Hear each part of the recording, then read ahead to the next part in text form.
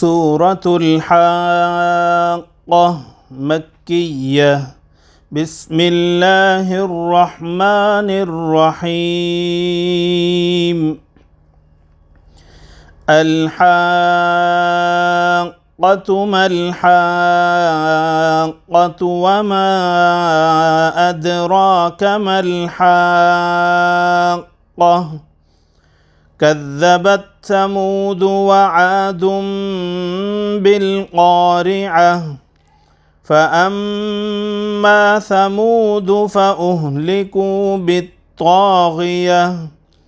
وأما عاد فأهلكوا بريح صرصر عاتية سخرها عليهم 7 ليال و8 أيام حسوما فترى القوم فيها صرعى كأنهم أعجاز نخل خاوية فهل ترى لهم من باقية. وجاء فرعون ومن قبله والمؤتفكات بالخاطئة فعصوا رسول ربهم فأخذهم أخذة رابية.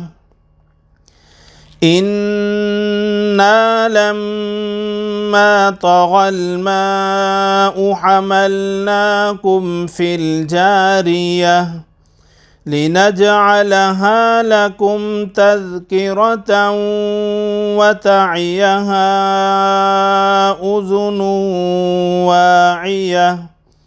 فإذا نفخ في الصور نفخة واحدة وحملت الأرض والجبال فدكتا دكة واحدة فيومئذ وقعت الواقعة وانشقت السماء فهي يومئذ واهية والملك على أرجائها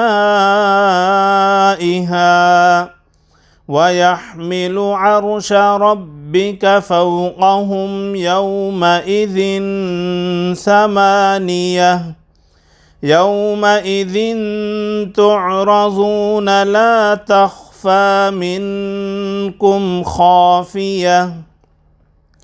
فأما من أوتي كتابه بيمينه فيقول هاؤم اقرءوا كتابيه إني ظننت أني ملاق حسابيه فهو في عيشة راضية في جنة عالية قطوفها دانية كلوا واشربوا هنيئا بما أسلفتم في الأيام الخالية.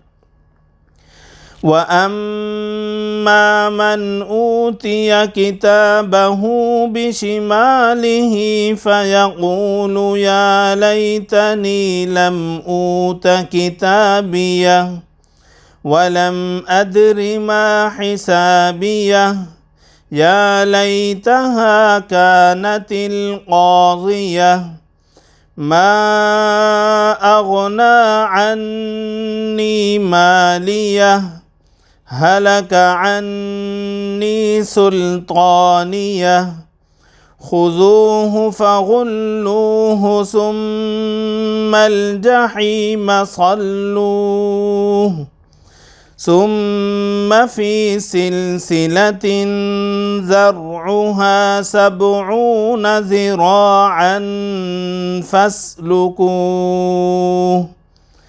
إنه كان لا يؤمن بالله العظيم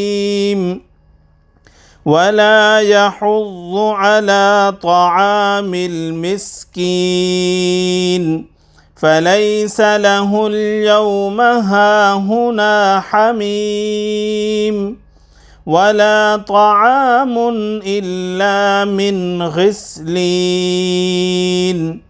لا يأكله إلا الخاطئون فلا أقسم بما تبصرون وما لا تبصرون إنه لقول رسول كريم وما هو بقول شاعر قليلا ما تؤمنون ولا بقول كاهن قليلا ما تذكرون تنزيل من رب العالمين ولو تقبل علينا بعض الأقاويل لأخذنا منه باليمين ثم لقطعنا منه الوتين فما منكم من أحد عنه حاجزين وإنه لتذكرة للمتقين وإنا لنعلم أن منكم مكذبين وإنه لحسرة على الكافرين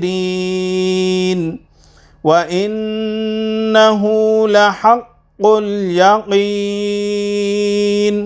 فسبح باسم ربك العظيم صدق الله العظيم.